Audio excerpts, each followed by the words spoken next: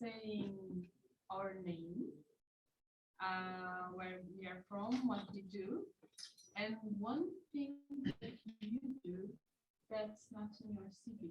That's one like a hobby or something like that. So yeah. Whatever. Now everybody's a bit that's different. We can come and sit here. You can sit on the floor. You can come and sit here. myself I'll sit or on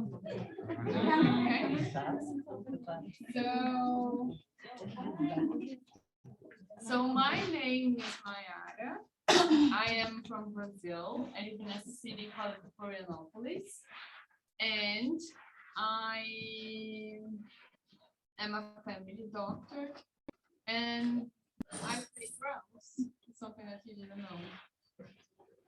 Okay, so I had to learn it. Hi everyone. So I am Lungi. I am a family doctor as well. I work in a rural area where I was born into, well, actually the rural area where I grew up. I am the medical manager there. At Umseleni, for those of you that were wondering, northern KZN. Yeah, almost by the border of Mozambique. Yeah, I'm here accompanying Mayara because I am the current chair of Rudasa, which is the organization that invited Mayara to the country. So we are very happy to host her. Things that are not on my CV, there's actually quite a lot. So I am a mother of 3. I am married. I am a very artistic person, so I love singing, dancing. I do a lot of dancing with my kids. I'm also, I can say, a certified fashion designer. Certified.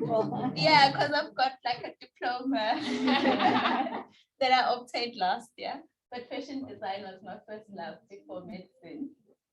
So eventually got to do it last year. Yeah, planning on starting my own line and a boutique in a few years. I get time, at least when the kids get a little bit older. So yeah.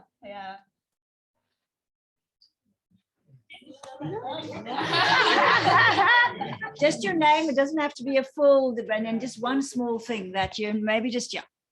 I am Yagan Puma. I'm from Mount I love listening to music and watching movies. Like I love Iso. I'm from King Williamstown. And what is not on your CV? Because I'm sure King Williamstown is on your CV. I just like watching football. Okay, nice, yes. Okay, my name is Kamo. I'm from Tata. Because of the microphone. Okay, my name is Kamo. I'm from Tata, that's where I grew up. And yeah, I listen to a lot of music as well. I also like reading up on a lot of things that interest me outside of medicine. Recently, it's been like a lot of philosophy stuff. Nice, yes, yeah. Question? Yeah. Babalu Pakati from Pizano.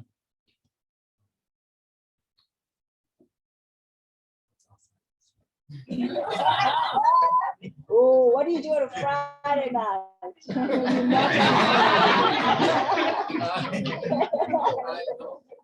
I just like to watch football. Okay. Football, there we go. No, that's excellent. I am Mafipan Muingi from the CBC. Okay, so it's rural in South Africa. I also like watching football, and I used to play drums. Nice.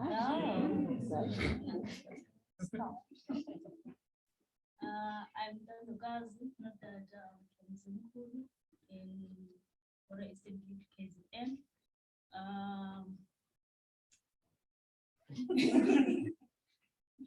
I enjoy listening to music and watching movies. I'm Nisha Imani from Tabasco in Tata. I And in my free time, I serve in church. I'm actually Tuba from Tata. What I like to do is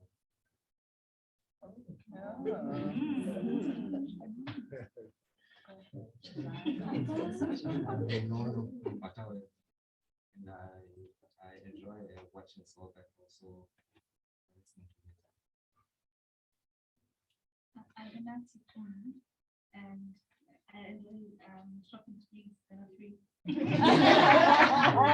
Nice. From Odo. I love cooking, and I also love being on the camera.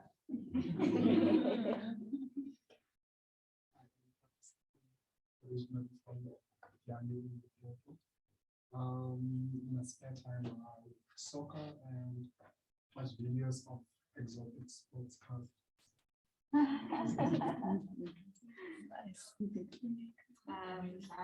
Caesar. I'm from Togo. And my family.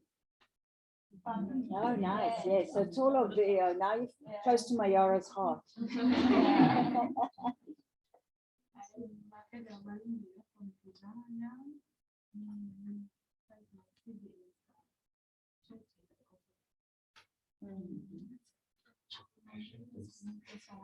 I'm from WSU, so in my spare time, I like reading and listening to music. My name is Nyama from I use the church thing. I think what's designer from MBCHB. For my spare time, I enjoy church and hiking. I'm Jaluto. I'm from designer.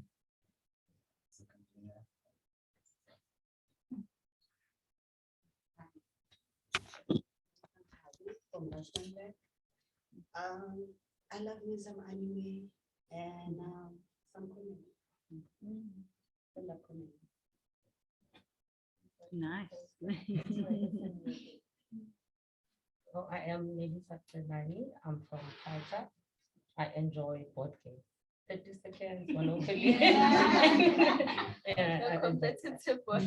yeah, and I also enjoy social media.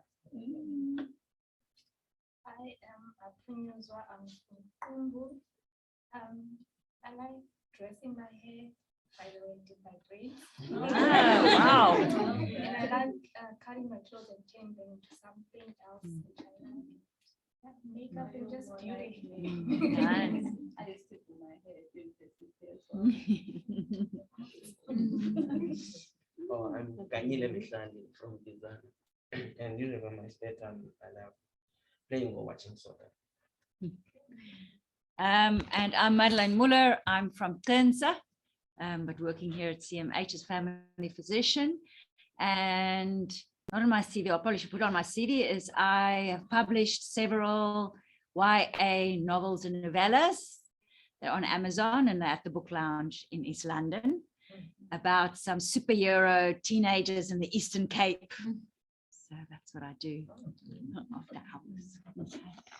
Sure. So I think now we know a little bit about each other, but probably you discovered things about yourself that you didn't know as colleagues. So that's the nice thing, or even like as mentors. And we didn't agree in them. So do you want to ask anything or something that we can discuss together? Suggestion maybe. I think let's give them a chance. Is Yeah. there a topic that you would like us to discuss with you? It could be anything. It could be something in medicine, something in communities, a concern that you have. Could be something on planetary health, or it could be something about if we are concerned about the environment, why should we not eat meat? Or maybe about the Braai Day on the 24th of September. Or, I mean, it's still August, so we can still discuss gender-based issues as well. So anything really that you would like to, or maybe it could be an issue that you guys are having on campus. and how you can become advocates of such an issue. Anything? Anyone? I think the second thing here is our relationship with the food we eat and how that contributes to the planet. So this is quite a challenge for us as a community as well. So it's personally not only our eating habits. So how do we eat and how do we think about our food, but also how do we advise our patients about eating and food? So when we talk about planetary health, who is out there advocating and teaching patients about their planetary health in rural areas? Because who's going to do it? The shops are not going to do it. The spa guy is not going to go and tell the people. The farmers do not have contact with the communities as much as the doctors do. There's nobody actually in the rural areas that's going to give this kind of information to the communities. And they're only going to notice that things are a problem when things start going wrong. So when we suddenly have malaria in the Eastern Cape, and then everybody wonders what happened, and meanwhile it was building up for years. So yeah, so thoughts on that. I like that as a topic. Sorry, before we go on, do we have people on Zoom that need to introduce themselves? Oh, that's a good idea. Yeah. Let's just see. Okay, so this is a little bit novel. So we would love to just hear from those that's on the call and would like to introduce themselves. Shall we give that a try? I see we've got, I'm just going to ask people to unmute themselves and just quickly introduce yourself, who you are, also where you're sitting at the moment. And then we can actually go into the discussion. And a hobby. Yeah, and your thing that's not on the CV. So Ms. Nsondwa, can I put you on the spot? Do you want to unmute and just introduce yourself? Good afternoon. Good afternoon, we can hear you. My name is Nsondwa Ncibakazi. I am from Ngeleni, the deep rural areas. My hobby, okay, I'm watching in bed at home. So that is my hobby as well. Thank you very much. Palesa Makubo. Just unmute and introduce yourself. Hello. Hello, we can hear you. Yes. I'm Palisa Makubo, a sixth-year medical student at WSU University. I'm from Northwest Potchefstroom. I speak Tswana. I'm married with 2 children. Great, that keeps you busy. And Welcome. And then Sinatemba.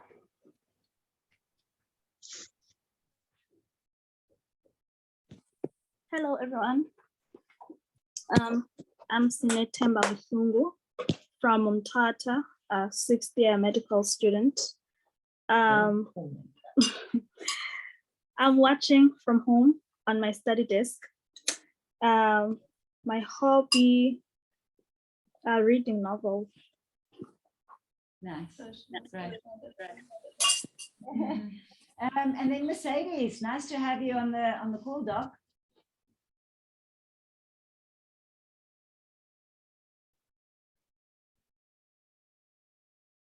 You can unmute and introduce yourself. Dr. Garcia.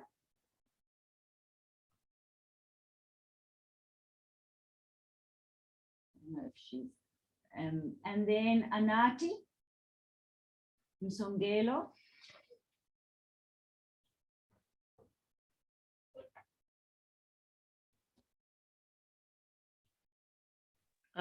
Good afternoon. Okay. My name is Anati Msongelo. I'm from Bazia location around Mtata. I'm doing a 6th year in medicine at Walter Sisulu University. Listening from my study desk. My hobby is to do the garden. I love gardening. Thank you. Thank you. And Jen, I think, yeah, Sanalesi's Ray Jenkins.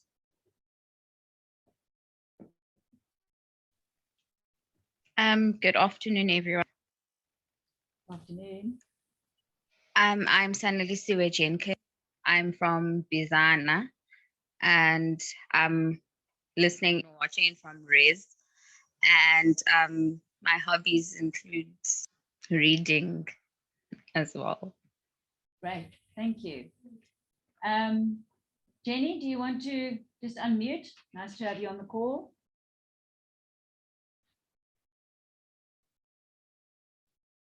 She might be multitasking. I know she's there. Well done. Hi, colleagues. I'm traveling. So I might be a bit faint. I'm coming from Queensland. Okay, Jenny Nash is our DCST for Amatola District. She's a family physician, and she's been and after not on her CV is that she's also very involved with the church and the local orphanages here in East London, and has some lovely horses. Here we go. And she worked in Mthaleni before she came to the Eastern Cape. So, yes, and she was from Mthaleni as well. She worked there when I was still a little So girl. apologies, I'm hoping I've managed to allocate. Have I left anybody out that's on the call? I am half blind, so if so, please just unmute yourself, but I think we've done everybody. Okay, so for those of you that are on the call, please just pop things or put your hand up, maybe that might be the best if you would like to contribute to the conversation, and I'll give you time to speak. So let's talk about agriculture and meat consumption and how this is key for the planet. One of the things, like what I'm saying is not that everybody needs to turn into vegan or vegetarian. First things say first, but how important is it to reduce meat consumption, to try to put the planet on the right track? Because otherwise we are like one of the main drivers like this for deforestation in Amazon is cattle production. So, and then we export a lot of meat as well, like in Brazil. So this is quite key for us to think like as the importance of reducing, and think always when you talk about planetary health, we're talking about co-benefits. So what is the co-benefit of reducing meat consumption and having benefits for the planet? And what is the benefits for the people? It's not a benefit if you just turn into ultra-processed vegan food, whatever. It needs to be like a more natural food or a natural way to eat. And I think one of the things also like thinking a little bit about South Africa is going back to your roots, because you have certainly, Lungi can help me, but you have a whole range of foods that came from grains or other things that are also very nutritional and doesn't need to exactly have meat. But just having one day without meat is a lot, but if you can have more, we call it planetary health diet. So it's not just about meat, but can we have food that's without package, like plastic? Because everything that you use of plastic, it will stay in the environment for at least 500 years. And it will be actually turned into microplastics that it's proven that affects our endocrine metabolism. And then all of this, so we are creating like a very plastified world. So we need to go to a more natural, local producer food to try to avoid this and create a better world. This, I think food puts was together. All the time I'm talking about food, I think that's like we got to connect with buy food. Sorry, the one that on my back. We try to turn a little bit on weight. So I want to ask you back, like, what do you think about your food and how are you eating and how we can think about it? And if I can play a little bit of devil's advocate, Sure. as the controversy point here, right? Absolutely. So yes, we can say go back to our roots, but let's just look at Xhosa culture in OR Tambo, for example, right? So the cultural traditional food is Nyama and mas, right? And what's interesting, though, is one of the challenges we have, for example, in OR Tambo and Muma as well, is we actually are struggling with overgrazing. And we are seeing, have you started seeing some of the erosions when you're driving down the N2 and you see those massive cracks? So we're actually seeing a little bit what it looks like to try and sustain huge amounts of cattle, not even that huge amounts of cattle over long periods of time in the same vicinity. You're going to start seeing that you're going to start running out of good soil and out of good grass, where you can feed a lot more people if you were planting something different.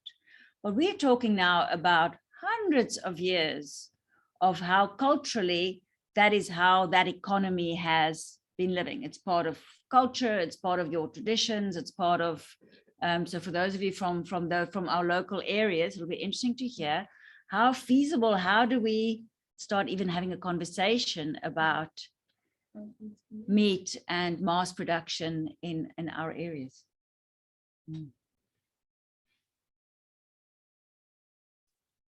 Are we being unrealistic here? Well, I feel like it's gonna take a lot to change the mindset of our people, because that's how they've been living, and that's basically the life they know. So this other day, I think I was having a conversation with one of my family members, my sister in particular. So we were just like joking about it, because none of us is vegan or even vegetarian. So I am telling her that I might change and be vegan because my roommate is actually vegan. Okay. And then she's like, okay, but that won't make any difference, because the meat that you're supposed to be eating, I will have it for you. Yeah. It's just a long way. I mean, imagine, it's been interesting with Mayara here. So I was trying to find a restaurant with good vegan options, which is not just the salad without the cheese, right?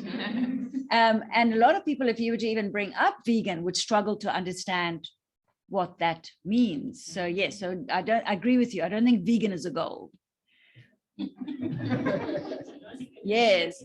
Also looking back from who we are as Africans, we come from we grew up in caves, being hunters. So from there, meat has been away from our whole lives. So it's what we used to. So now when you're telling a person to stop eating meat, it's like you're taking away who they are and where they come from.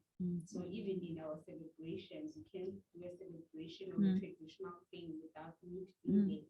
For us to slaughter for our ancestors, meat has to be, it's irrelevant if meat is not there. So for culturally speaking, I don't think it's possible to change people to be vegan, because it will be like you're forcing them to stop being themselves. But it's not about stopping, it's just to reducing. You're not saying that stop meat and don't eat anything like that. It's just, she wants it as awesome, but like it's not, you can just reducing a lot for the environment, because it's not sustainable. We grow so much as a population, and now this balancing things, that's not possible to be sustainable in this way. So can we have a more sustainable diet? It's not that you're not going to have your celebration without meat. Yeah, just reducing it. Can we think about one day without meat, or just one meal without meat, or something? So Lungi and then because like in 10 years, 20 years, maybe we'll not have cattle enough. Who is it? I'm not sure, but in Brazil the price of meat is. Not sure how it varies here, but because if you're going to have more heat waves, the cat will not survive as the humans will not survive. So I'm not talking about something futuristic. It's something like we need to adapt for the future, because our climate is changing, our life needs to be adapted, and our health advice will need to be changed as well. Okay, Lungi, and then. So I think a question I would like to throw into the floor is, how many of us grew up eating meat every day? because I'm throwing that in just because I'm from a rural area. I was happy to hear that quite a lot of us here are from rural areas. So meat is actually quite an affordable, not affordable, it's unaffordable. And if you grow up in a rural area, your common sources of meat will be your chicken in the yard. The neighbors will slaughter a cow and then all the community will come and buy, or it's an event, then the neighbors will all share that piece of meat. But it's not something that you would drive to town and buy and then bring back and cook for your family. So for instance, where I'm from, I was telling Mayara, I got very excited with your plate of rice and beans. So we grew up eating beans, you know, so it would be maybe one of the days in a week, it would be beans. The following day, it might be sam. The third day, it might be fish. And then the other day, it will be imfino. So imfino for us, we have your pumpkin leaves, we have your sweet potato leaves, and then we have your wild imfino, so your blackjack. So that's why I'm throwing the question that says, did any one of us in this group grow up eating meat every day? And this is now what we are saying. We're not saying that planetary health needs to be elimination of meat in our diet, but we are saying, can it be served as a delicacy? There were families where they could eat meat on special occasions. So holidays, Christmas, your Easter holidays, when all the Joburg relatives come down, then you slaughter. So yeah, anyway, I'll just leave it there. Right. Nice, yes. So funny enough, I was gonna say something. But my approach was gonna be, we grew up not eating meat every day. And it was a thing that we were working towards. Yes. Eating meat every day. So it's not like when we're eating, we feel no. Do it. Like the days when we ate meat were the days. Yeah. So when we were studying, our family just said, you're gonna eat meat every day. Yeah. So it is a sign of, I don't know, wealth or comfort. Achievement. Yes. So it has come to that. We use it as a form of, we've achieved it now. So we're here. So I think our relationship with meat is what we have to adjust. Yeah. So, and also, yeah, we have to educate about meat, but then at this point, it's what we wanted. Yes. I think there was a hand beside, no? Okay. Can I say something as a follow-up to this? So where I work, like I did say that I work in a community where I grew up. Now, there is this idea that I eat different food. So when they meet my children going to with their lunch boxes on their back, they want to stop them because they want to see what's in their lunch box. When they see our maid carrying a bag of beans on her head, we've got a little shop outside the hospital. So when she runs out of beans in the house, she's like, we no longer have beans here. Give me money so I can go buy, because I know you won't get time until the end of the month. I do like this bulk groceries once a month, and then if something runs out, she knows it's not gonna work for the rest of the month. And she know we eat beans probably 2 to 3 times a week. And if we don't have beans, she's very unhappy. I love beans. So she would go fetch it, and then the security guards at the gate will stop and ask, where are you taking those beans? And she says, well, to cook them and eat them. And then they ask, does Dr. Hobe eat that as well? And then she says, yes. So I think what you are bringing up is actually a very important point. How and I think it goes back to the question that you asked about our food choices. Not because they are food choices, but because they are rewards. I want to share a story that after qualifying, I actually gained a lot of weight. I grew up as a chubby kid, but then after I became a doctor, then I could buy anything that I wanted to eat, until a certain point where I had to realize that actually I'm damaging my own health, because I'm now eating 100% fruit juice, drinking 100% fruit juice every day. Do I need to do that while I'm eating fruits at the same time? That's a lot of sugar. I'm now having to buy takeaways every day because I can afford it. So that actually is very, very important. And it's important. I mean, for me, it's quite interesting to then see how every one of you engages with the fact that meat is a reward. We see it as a reward, but how do we change that mentality? Can I just add a point? Just first thing in this reward, that's harming our reward. Reward harming our world, yes.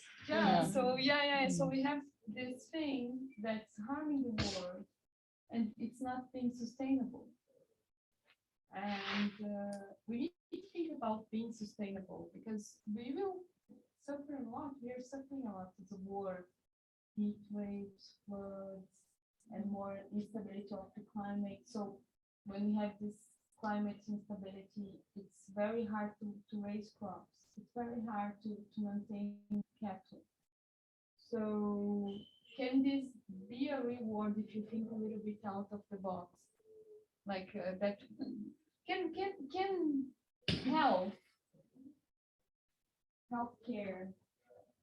be healthy if you are doing a lot of a big footprint to the planet in a wide, like a broad way?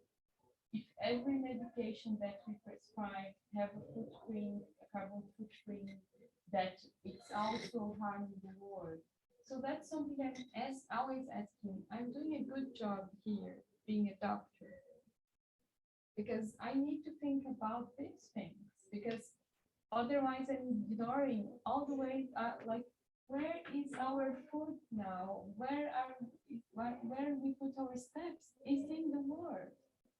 And I think like the modernity makes something very bad that disconnects us from the nature.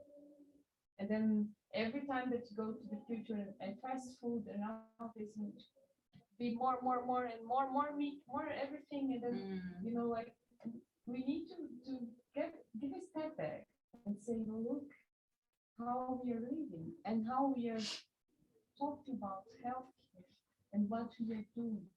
So I think this is quite important. So that's great. So no, another good question. So let's make it quite practical. Sure. So let's look at Siki, right? Okay, good. Comment there. So yeah, so you can add to that. So we're just starting to think, if you're a rural area in Siki and you want to start advocating for patients and your colleagues to start eating less meat, what do we replace meat with? So just give that some thought so long, because what's happening at the moment is there are boxes and spas and stuff going deep rural these days. People are no longer growing their own food gardens, and they are replacing, if they don't have money for meat, they are going for cheap ultra processed foods, which is also part of the problem. But yes, you don't have to answer that question. I'm just putting it out there for thought. Yes. Well, I wanted to ask if we're pushing the vegetarian agenda. Okay, look, you can answer that. We're not pushing any particular dietary choice. We are just saying eating meat every day is probably unsustainable. So Lungi and I still eat meat. Mayara is vegan. If we look at things like, if we all push the vegan Buddhas that we won't be pushing is milk, eggs, so but then how are we going to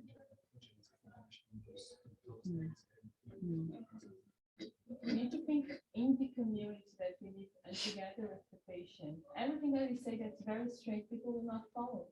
Like, you know that even like take tablets every day, it's very hard to do it. So you need to construct it with people the options. Like I try to work with the community and with each person.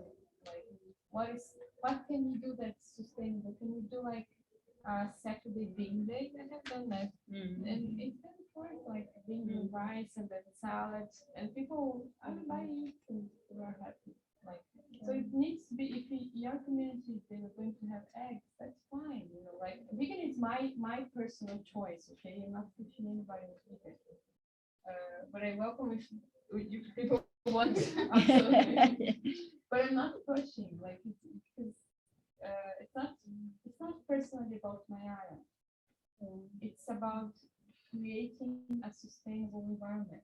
And like ultra-processed food, like, is it healthy to eat like anything you need to ultra-processed, processed, and very cheap? It's not. So we need to go to like more raw food, less ultra-processed, and remembering that we can cook, and that cook is one of the things that humanity is doing since ever. So that, and this is like how getting back to our roots. Do you think that when you drink like a coffee from a plastic or like a water from a plastic bottle, that will stay in the environment for 1,000 years? We have such a short stay in Earth to left something that will stay there for 1,000 years and then you damage it. For us to think. We're not just talking exactly just about meat, but sustainable eating and sustainable food, and going back to our roots and producing. And I think important, it's not this all in zero. If every single person made a small shift, it'll already start making a difference. But if you go into rural areas, quite often the issues are much bigger. We have to figure out the sewage in our town. We don't have food. We don't have grants. We don't have access to healthcare. We've got problems with the local schools. So it feels like there's all these issues that needs to be sorted out. And so in a community meeting, when you discuss stuff at a community meeting, nobody discusses the planet. It feels like on our list of priorities, you know, really, it feels like there are much more pressing and important things to think about. And it's not to say we mustn't think about these other things, but if we don't slowly start just bringing that a little bit into consciousness in our rural communities, we're going to get to a point where we've run out of time and it's going to be too late. And the weird thing is that you guys, as young doctors, are the change agents in your communities. You are the ones who's going to bring it up at the meetings, because you're the ones who's going to start seeing, you're already seeing patients with more asthma, more COPD. That is due to pollution and burning fuels in the house. And you're already seeing the results of a lot of our living and what it has on health. So we also the first people who will start advocating it from the rural areas, because nobody else is going to come and do it. Nobody else is going to come and talk about it. And yet we're going to pick up the pieces when people start getting sick. And I think what this meeting is about is mainly equipping all of us to be those change agents in our communities. And I mean, the fact that you are here, some of the other students are not here, it means you can now start having these conversations with them. So going back to your question about where would they get the protein? I'm going to throw it back to you guys again. Where can you get protein if you don't eat meat? Other vegetables that you can. Not white bread. Because you are absolutely 100% correct. That's one of the questions that you're going to get asked. So if I don't eat meat, where do my protein come from? So where do protein come from? I will stay quiet. So you Stay can quiet, yes. Yes. So I've been vegetarian for quite some time. Oh. So I've had such a good experience, but my challenge has been, since I'm a student, I don't have a lot of time to cook and plan my meals. So it doesn't go as smooth as I would love it to. But most of my protein I get from legumes, from lentils, from beans, and it's also some soya-based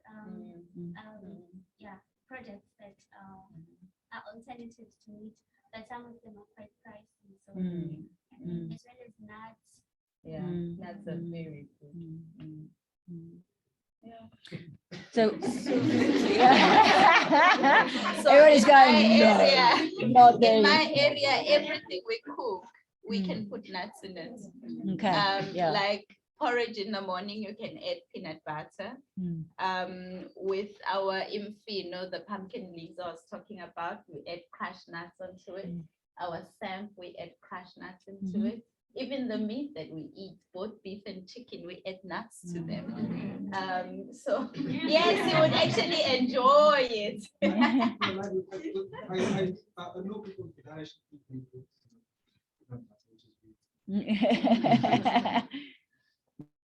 I understand that they are all give you the same proteins that we get. But I think another factor is you get the protein meat, it's delicious. Like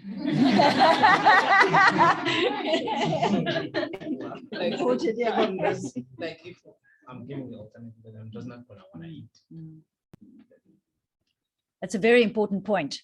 So quite often also when we advise our diabetics, we all put them on these low fat, low fat, low protein, no sugar, no carbs diets, and they are inedible diets.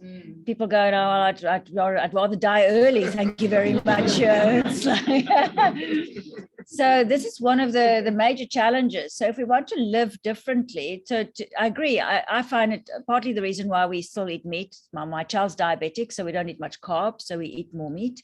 But also I'm a terrible cook. And it's easier to cook meat in terms of something that you just pop in the air fryer and you're done. So to be able to cook vegetarian, you have to learn new skills. So it's not just about your patients going home and tell them, well, go and eat more beans. You might have to find that there are amazing recipes. I have discovered amazing recipes and how to work with flavorings and soya sauce, and Marmite can do amazing stuff to a lot of food. But you got to learn how to cook differently to create food that is as good, if that's possible. But also remember, we're not cutting meat out completely. So you still have meat on Sundays, and you still have meat at all your big celebrations, and you have meat at Christmas. And so it's also a little bit about not saying don't go hero to zero in one go, or zero to hero in one go. But start looking at just what can we adapt. One small change. It's like recycling. If you can't recycle everything, can you recycle bottles and tin easily, for example? So find little things. And then in communities, how can we make little changes that's going to help our planet overall? Coconuts is also a great thing that you can put. We don't have so many coconuts here. It's not KwaZulu-Natal. I don't know why is that, because you guys are also coastal. We're subtropical. So we're not so much coconut. We have a lot of coconuts. I mean, you can also buy it as well. So I put coconut in everything I cook. I put it in my stews. So coconut is very strange, because if you don't know about it, you'll think it's just another nut, but it's very high in protein. It's very high in antioxidants. It's very good for health. It actually helps lose belly fat, apparently, for some reason. You can make milk from it. You can drink the water from the coconut. What's the water? Yeah. So you break the coconut, and it has a nut inside, but it also has water. You've tried it, or you don't want to try it? No, I tried it. No, you didn't like it. Fair enough. So if you go to Mozambique, actually they make that into some liquor, and then you can just pop like a reed thing. There we go. Combine it with alcohol. That's the doctor's solution. You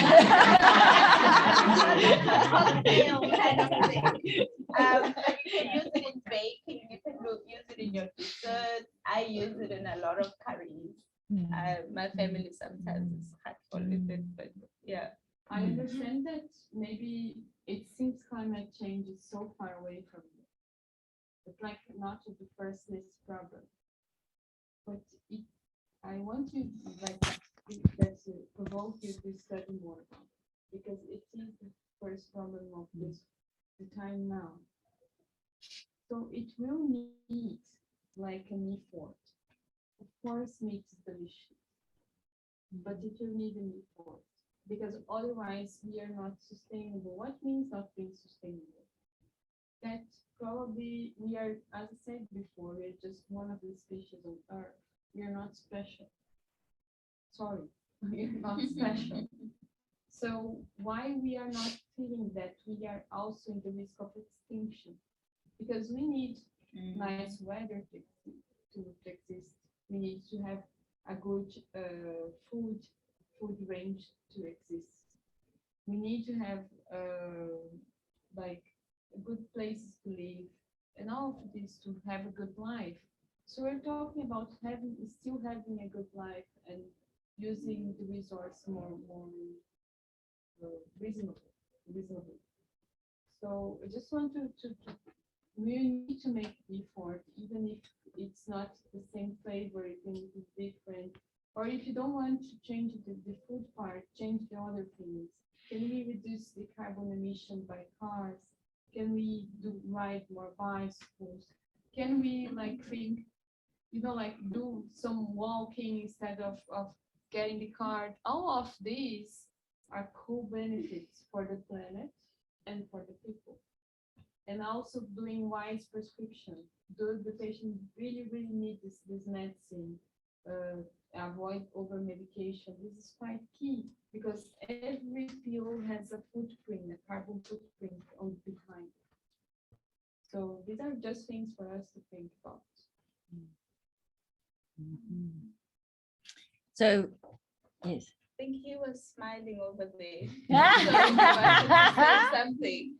But I have a question, and my question is, has anyone experienced any natural disasters in their area? Had some floods or drought or I don't know what's called in English, but in Xhosa, yeah, it's the cyclone. no cyclones, okay, So tornadoes. we Yeah. actually have a lot of Nyama, and we have a theory. Are you gonna tell us the theory? There's a dam, there's a dam nearby. So they believe that there is a snake that actually lives. Oh, that's what's called Inkankamba. Okay. So the snake actually lives in another mountain, so it lays eggs in some other place. So when it wants to go and hatch the eggs in the water where it's originated from, so it goes from the mountain and then it comes as a cyclone, and when it comes, it will go through the roofs and it will destroy the infrastructure, all of it, especially if your roofing is, you have like corrugated tire, silver zinc, so it will think that one is water. So it will when it comes to the whole roofing, and then until it gets to the dam where the eggs are. So this is lovely, right? So I'm a novelist. I like narrative. So we've got a great story. So we need to teach our patients what feeds the snake. Hey, the thing that grows the snake is the heating of our planet. So that is what is. So we have these pictures of weather systems, but actually these stories are they are almost like beings, and we are feeding. These fires in Europe, these floods, these water snakes are being fed by human behavior. It's not at random. Very nice. So I like this that. is actually quite embedded. It's not just in Xhosa, in Sisulu as well. We have the Jozini Dam, so we often get these things. And as humans, we are completely detached from what has happened. Like currently, what has happened in Durban, people are saying, oh, but we've been sinning to God, and this is why this is happening. Oh, but what did we do? God, please forgive us. Instead of actually realizing that you're eating meat. Yes. Doing all the wrong things that are not necessarily classified as sins, but we're damaging our own planet. And that's why I wanted us to think about these things. Can Because I they add? happen commonly. That's much easier. That we just look at our plate, say, oh, just left everything like it is, because we are posing such challenge. That's climate change and that we are as a species in risk. It's much easier to just go, oh, don't want to do that. Just let it, I don't want to think about it. That's the easy thing. It's always easier for us to not face the difficult things. That's why we have denialism. Because it's easier, much easier for our brain to not deal with the difficult. That is to live and to try to construct a better world. That's much difficult. It's much more comfortable. Just the meat's good. Not just about meat, it's much easier. Like we have constructed society that's much easier to have a fizzy drink. It's much easier to bring things from cans and to have things that are ready. It's much easier. And it is an effort. But if we don't do it, and if you don't talk about this with your attention, who will? And we are suffering the consequences. It's much, much easier to just say no. And I love the story. I just want to add that there is like indigenous leadership in Brazil, and he wrote a book, and he tells about, it's called Davi Kopenawa, and he's saying that because the humans, and they have a snake story as well, but because they are like going to the people, they call it like the non-indigenous, and they call it usually white people, because they're like going too deep in the ground. It's opening a hole in the sky. But that's actually like, and they told this like for ages, that we couldn't go too deep in the ground because it will open a hole in the sky. And they started to tell that the sky will fall down into humans. But for myself, they're talking about climate change. Like I can see, like it's climate change, and then they say that they need to dance and to celebrate life, to put the skies up again. Like the music will raise the sky. And I think we need to keep life simple. We created all of this stuff and everything, and then we kind of forgot how to live.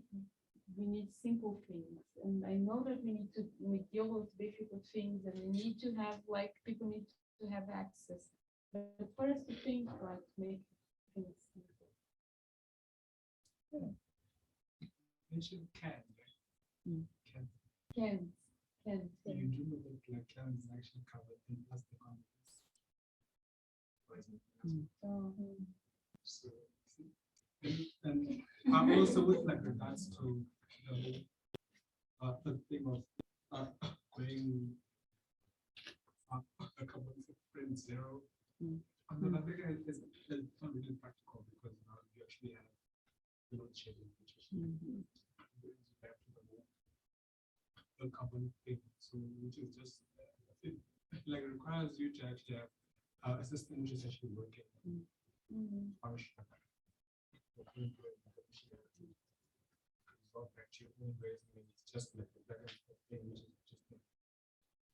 I think the scary thing is a lot of the decisions about how, especially energy, which is what you're talking about, how we work with energy and how we produce energy, is all being taken on a sort of a political, economical level. And it doesn't feel like anybody on that level is thinking beyond the next 5 years, or maybe even beyond the next year, if you look at Eskom. So there's this challenge that nobody seems to think about 40, 50 years ago, when you guys are going to have to pick up the pieces, what is happening with our energy choices at the moment. So it feels like a lot of energy choices is all about growth, right? We're supposed to limitedly grow and grow and grow, and we're supposed to feed this growth with all this energy. And while we're doing it, we're going to end up having all this growth to the point where we've outgrown our planet, and the planet's going to collapse around, and that's already starting to happen. So it's this challenge of how do we, and that's why we talk about change agents, how do we start influencing that layer? The governments that's making these decisions, how do we start advocating? And as communities, we actually need to start insisting and demanding on the changes that needs to happen on on those levels. Otherwise, they build more coal mines, they don't invest enough effort to look at solutions that is going to help keep us going 50 years or 100 years And beyond. you know, like if you go to Europe, the child will be very trained on that. And they will be talking a lot about this on the schools and in med schools and whatever. So it is very crucial that we talk this in the global south, because we are missing things. And there is an interest that we don't know the risks of a coal mine. And we need to be advocates as well. That's why we are here, because we need to be advocates. And it's hard, guys. It's really hard. But I think everybody has something. Can you imagine something that you connect with that is nature? Something on your home, some place that you go that means to you. Can you imagine that this could disappear because of the way that we are inhabiting Earth? So we need to have hope and try to construct different things. And we have a lot of voice. Some of you will be policymakers. Some of you will be managing health service. And some of you will be doctors that will be treating patients. Minister of Health. Minister of Health, sure. Professors, you need to have it. Otherwise, we're missing things. So I think we need to start, because we've had a good hour of discussion. Sure. What I'd like to close off with, and I know you guys are almost doctors, but as a way to look now at because the fifth years was at ILCC, so we couldn't include them quite so easily, but we're going to be sending them the recordings. But I'm very keen to get rural student clubs going again at WSU. I'm just double checking, you don't have a rural club at the moment, do you? And it'll be nice for you as 6 years, perhaps, if there was one or two of you really interested, even though it's the last 6 months, to work with me to help set up rural health clubs for WSU again. So that will include any of the students from first year through to 6th year who want to join. We'll probably have a monthly online Zoom meeting. We will link up globally. Well, we will link up with the other universities. We'll link up with FREDASA. We'll link up with the global rural seed stuff that's happening. And this gives you an idea what happens in those kinds of rural health clubs. We pick up topics that's interesting, and that's not just about how do I manage diabetes or hypertension, but it's about what is my role as a doctor in a community. And I think the reason why we have such a specific, why you can do that in rural health is that in an urban community, you have very little power actually. So if you're a doctor working at CMH in a large department, your ability to change what happens at CMH or to change what happens in Mtansane is much more limited. If you're a doctor at Lusikisiki at that hospital, you can have extraordinary impact in your hospital and in your community. So there is power. For us as health professionals gain extraordinary power when we actually go into rural facilities. So rural health is where we then discuss how we change, how we save the world through our particular advocacy and interest. So if there's any of you who's really interested in rural health in general, I mean, your role will continue also beyond your 6th year, obviously, then come and chat to me and we'll start looking at getting a rural health club set up. And then those of you, even though you just want to join the meetings until the end of the year, that's also fine. We just get something going, and Rajasa can help to support that. Even a rural and planetary health club. And then, we'll put the planet in there. It'll be the rural and planetary health club. I like it.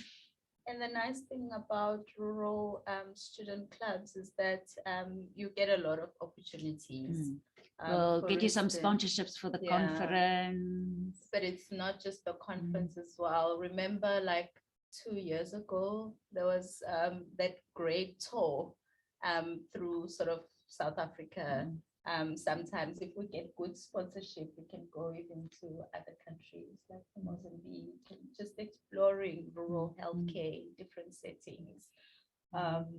You know, you can go to another hospital in another province for an elective, for instance. We get a lot of students from UCT and Stellenbosch because they have a very mature student rural club or rural student club there. We get a lot of students from FERTS as well. So those are just some of the opportunities that are available. I'm not sure, are you guys taking any students to the RHC? I don't, that bit's passed me by. We'll find out tonight on the meeting. Yeah, because that's the other opportunity as well. If you've got a nice rural club in your university, then you get an opportunity to be taken by one of the professors with one of their many research grants, and they basically fund your accommodation, and often you drive with them.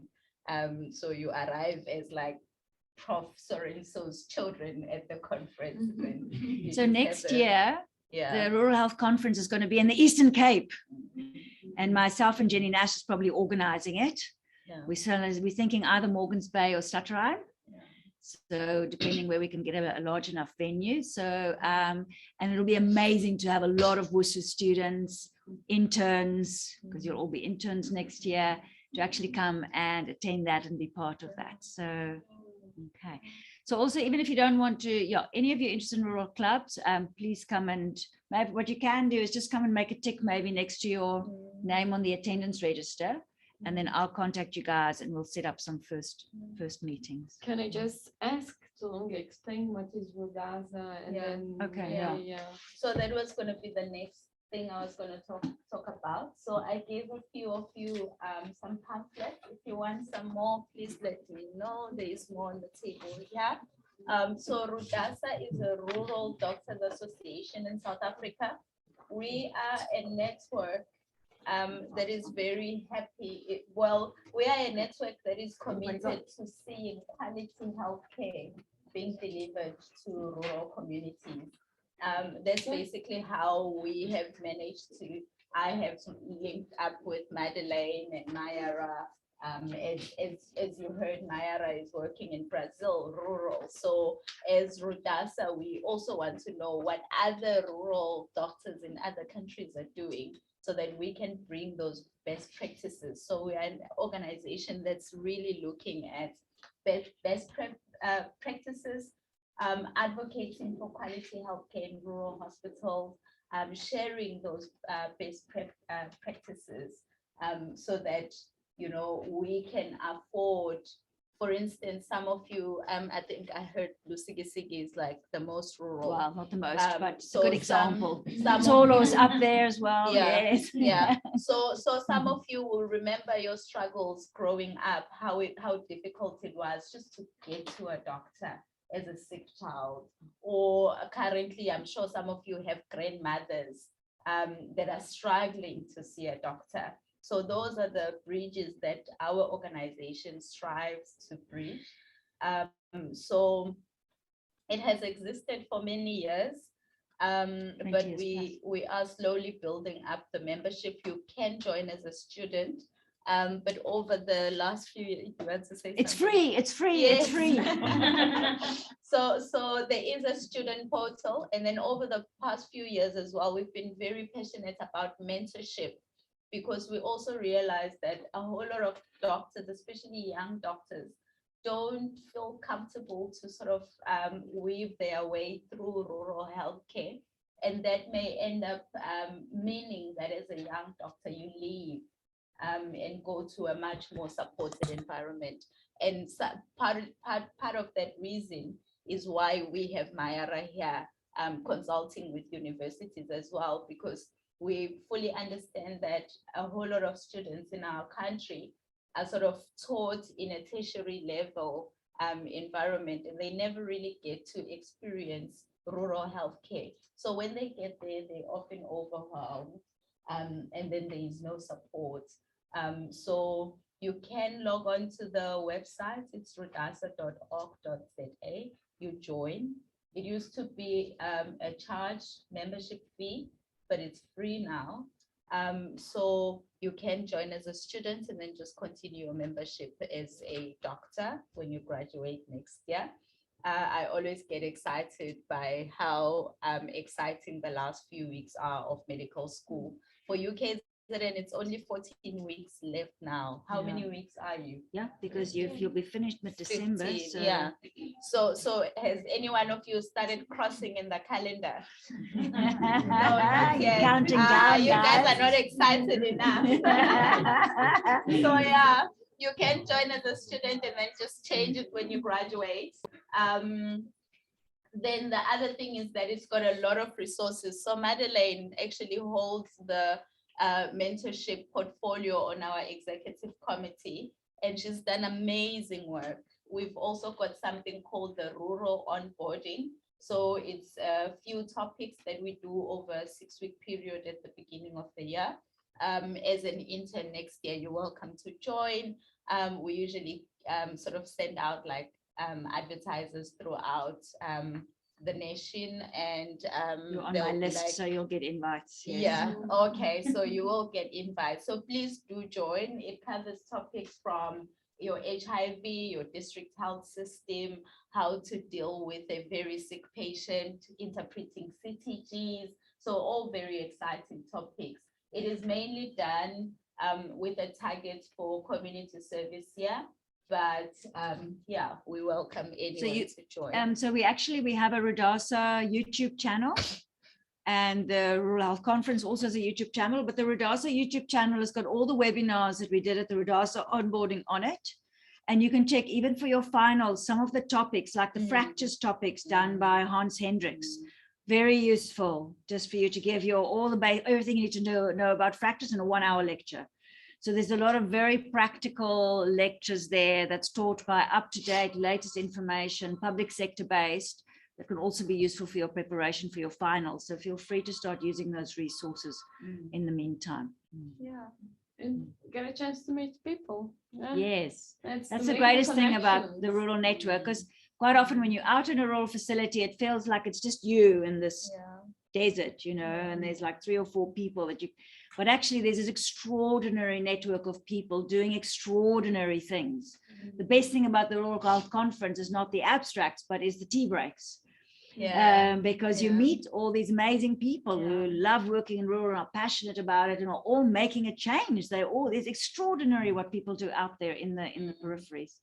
So come and join the network and get a little bit inspired once you. Yeah, we also partners with an organization called RAP, which is Rural Health Advocacy Project. Actually, it was actually born by Rudasa. So a great way of learning how to be an advocate. An advocate.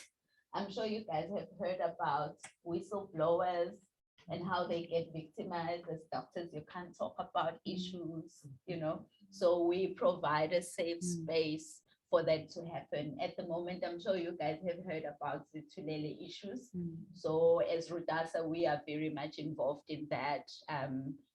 Talking to Ben and sort of trying to find a way forward, talking to even DOH, MEC for health, trying to organize meetings and stuff like that. So it also just provides that safe environment to say, hey, I'm having an issue in my hospital and I need someone to just back me up as I talk, or I need someone to actually talk on my behalf. So the organization is then able to do that. Then we partner with a whole lot of other organizations that I think we can potentially slide. We are very much aware of the harmfulness of alcohol in our society. So there is an organization called Sahara that started in George in the Western Cape. So you can look them up as well. So we sort of do petitions with them around having alcohol near schools and hospitals and stuff like that. So, yeah. Thank you. So I think to close off, I would like to have a really quick round, and it would be lovely to hear from each of you. We discussed so many different things today, not just today, but also from Mayara's talk. If there's any one little thing that you take away from today, one little thing that struck you or that was interesting or that you might go and think about, or one little thing that you take away from today, going into tomorrow. We'll start on that side. Don't worry, it doesn't have to be anything profound, but something that for you was either interesting or important or.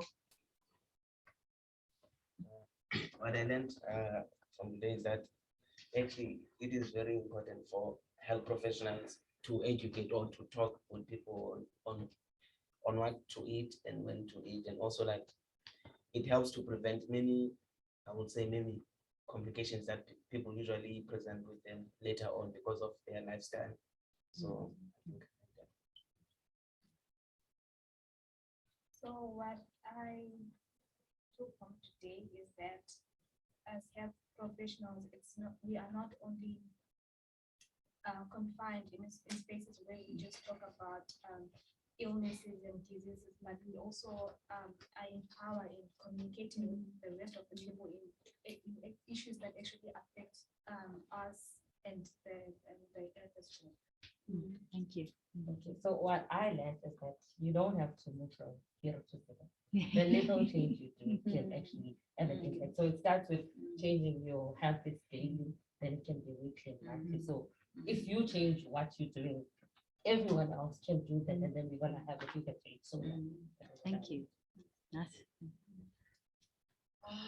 Climate change is possible if we all just contribute a little, change a little, whether it's your diet, something, and the most important part, emotion of health. That one is number one, especially when it comes to our diets. Oh, okay. No, for me, my observation for today's talk, when we talk about like meat reduction in our diet, I don't think it's an issue of only for our patients.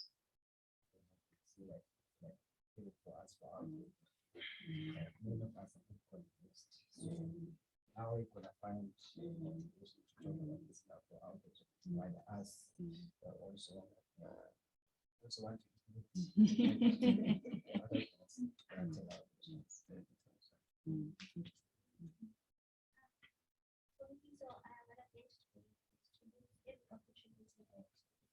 we need to patients to educate them on how they can improve their health. Okay, for me, what I'm going to do today, I think I should go home, teach my family members about what to eat, although we thought to being a doctor, being a first doctor in the development it's an achievement, we eat everything, we eat, but now we should reduce. What I learned today was the importance of like small changes in life that make like a huge impact. So I think the meat thing, it's possible we can do it because some of us have been doing it. It's not a big issue. It's an impact.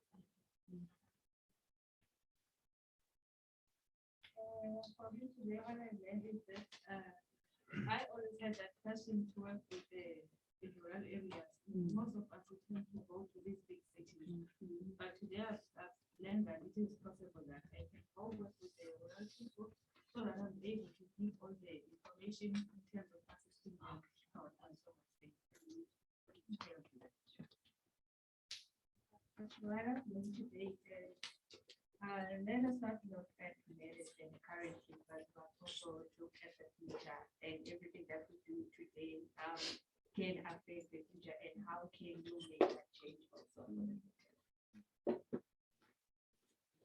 I learned that we have to learn like the small things and then try to also look at like the bigger things that I see, like in that regard we actually have to we want to see in the society that encourage others to also do the same. So what I learned today is that images actually use what you do out on the earth. So if you treat the earth in a great way, I start understanding that as a human being, and how like behave like so that I can positive feedback, and I'll be able to advocate for other people to give out the same positive image so that we make the world better.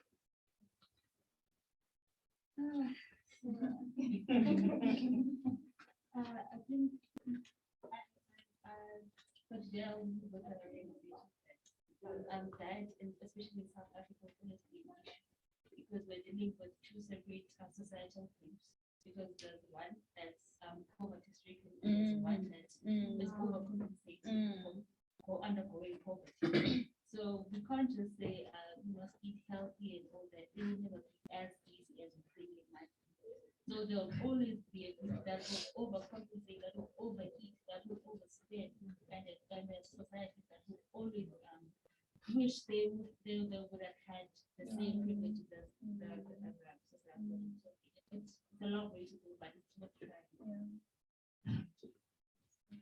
So for me, I think more about the planning our diet question of the planning know how catching the registration is. I was talking with some people within how to mention that in 2050.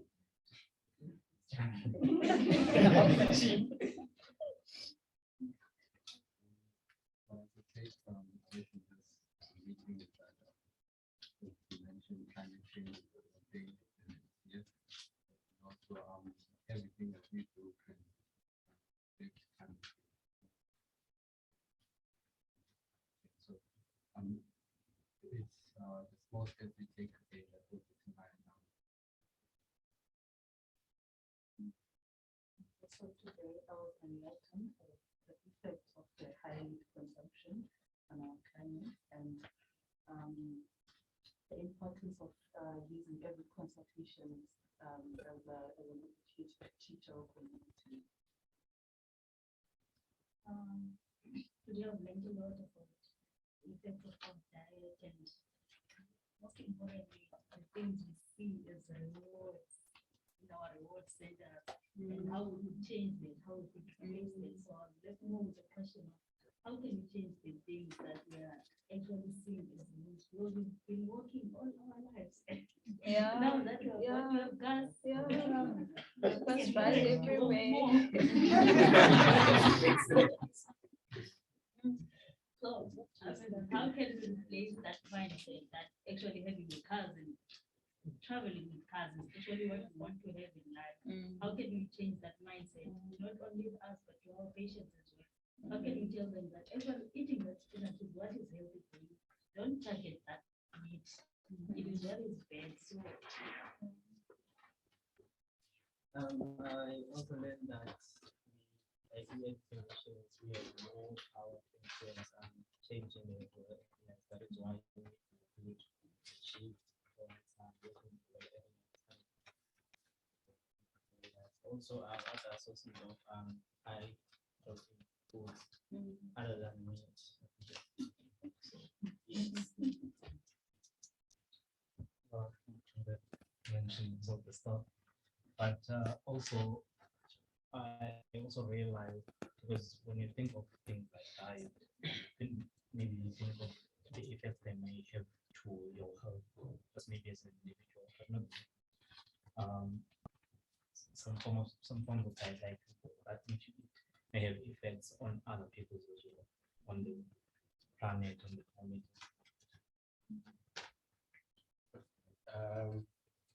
I learned a lot of things today about the impact of diet on the environment, but I can say that for me personally, the most important one is the fact that I can finally stop feeling guilty for not being vegan.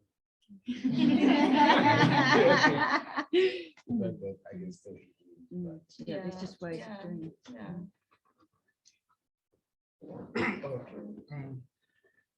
I've also learned a lot, so just to enumerate a few. I think I still need to read more on climate change and its impact.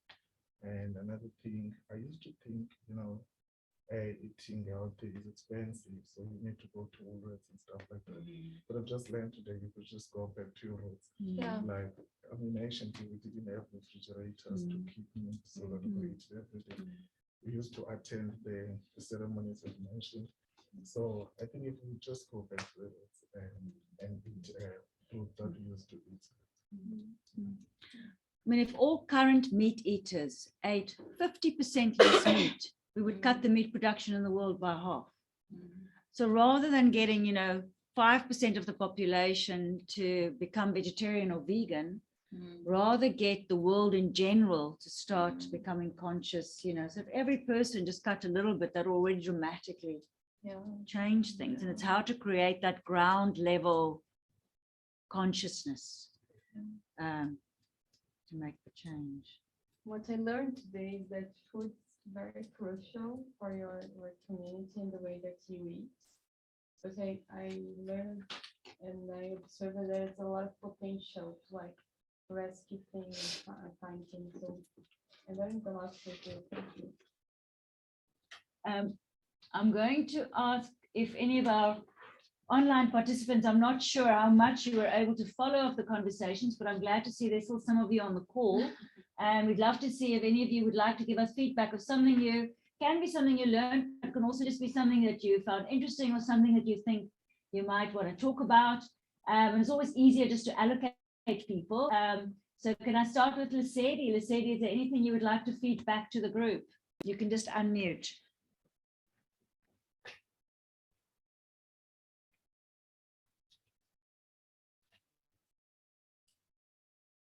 Not sure if Lesedi can hear us. Palesa?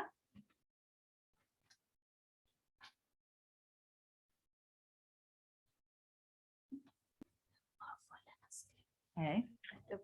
Madeleine, can I go while the others wait or organize their mics? Sorry, Jenny, say that again. Hi, I'm just saying, can you hear me? I've just pulled to the side of the road, so hopefully you can hear a bit better now. Well done, I can hear you. Yes, go for it. Okay. Afternoon, colleagues. Sorry, I've been on the road, so it's been a wonderful discussion. And thank you so much, for everyone who's been participating and sharing, and just the insights for Lungi, for some of the insights as she's been growing up in the community. And I think that you guys as young professionals mustn't really look to us guys as the older professionals. For an example, you guys are really the new generation that's going to start changing things. And in a sense, we need to take the lead from some of your initiatives. So as Dr. Miller said, it's really exciting in a rural environment where the clinics and the hospital is much closer in a sense to the community. And I think we really need to take that opportunity, and the health messaging and the interaction of our community members must be such that we provide helpful information. And I think it's a little bit what Lungi doctor breastfeeding. So doctors can also breastfeed. They don't have to formula feed. There's a sort of sense that as soon as you become a professional, that you must buy fancy things and you can't breastfeed, you must formula feed. And I think we need to start changing that and realize that a lot of our rural communities actually had very sensible ways of living. And we've come along and messed things up. And we need to give the voice back to those communities and sit with our traditional leaders and our elders and find out how they did things and try and carve a new way forward. So I think it's very exciting, and thank you for Mayara for her input and just the discussion. Thanks. Thank you very much, Jenny. Lovely to hear that you guys could actually hear something. Just want to see Kangalani, would you like to unmute and give some feedback?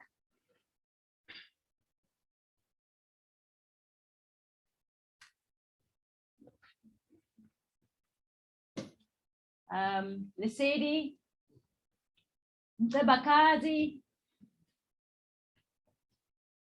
Maybe I'll just ask if anybody on the call would like to unmute and give feedback. I think some of them might have dropped off already.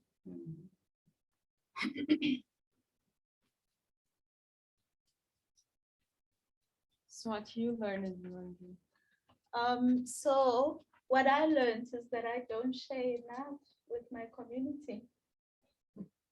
I think I have to go back and talk more about these things. And I hope that it's going to be a challenge for all of you. Remember, someone mentioned something very important here. that she's going to be the first doctor in the community. Not well in her family. But then you come back with all the knowledge that you've learned here, but you also need to then remember to combine it with the indigenous knowledge in your community, and you're not coming back a better person, you're coming back with a different perspective. You still need to draw in the perspective of those around you. What Jenny said was very important about breastfeeding. I've breastfed all my 3 and I've been ridiculed. Breastfed my second one for 3.5 years, and everyone asked, why are you still breastfeeding? But at church, he literally would lean in, and then all the mamas next to me would be like, what is he doing? It's so old. So go back and breastfeed. It's the healthiest choice for your child, and it's a very good thing that you can ever do for your child. Go back and eat your beans and invite people over to say, hey, we're eating beans. You don't have to feel the pressure to now slaughter a cow when you're inviting people to your house, because what are you teaching them? Eating meat is actually what doctors do, but we tell everyone. So one of the things that made me lose weight was when I told the patient that they needed to lose a little bit of weight, they asked me, don't you think you are also a little bit of beast? So we are the change agents. I think that, yeah, I think that I probably haven't engaged enough with my community. I mean, with the stories of Nyama and all of those things. So I'm committing to engagement. Thank you very And much. you? Oh, what I've learned. I've learned that it's really fun to do Riddle Seed cafes. Yeah. I love this. I love these kinds of discussions, and we don't make enough time at WSU for us to really talk about issues that's important. There's issues around rural health, but just generally also there's, big issues in the moment in the world, just around gender-based violence. I'm very involved at the moment with transgender care and your gay communities and how where our roles, where are we at as students and as human beings with those kinds of issues. There's a lot of huge issues that affect us, and we don't make enough time in the world today to have real discussions, not just Facebook posts. So I'm very passionate about creating more of these spaces for us to have discussions. Thank you very much, everybody. I think we need to close this meeting.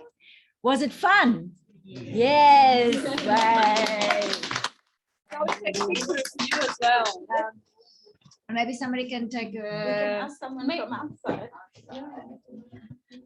Do you mind if we take a picture? Also remember, so Madeleine and myself, as part of Rudasa, we don't mind talking to students or interns or consults or even doctors from anywhere in the country. Remember, Rudasa is a South African thing. So if you somehow find yourself doing internship in Sabisa Hospital, for instance, please don't be scared to look up the Rudasa website, find the number there, and just call them for support. Okay, your professors are all on the ground.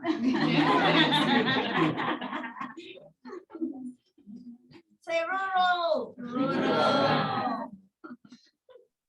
And please make sure you apply to Amatole for your ComServe. Jenny is actually another very good person to call. You can call any day, anytime. She will make sure that you are supported. She's actually a district health specialist here in the Eastern Cape in the Amatole. Thank you very much for everybody that's online. We're going to stop the meeting here. Have a lovely evening. And thanks so much for joining. Thanks a lot. It was great. Thanks.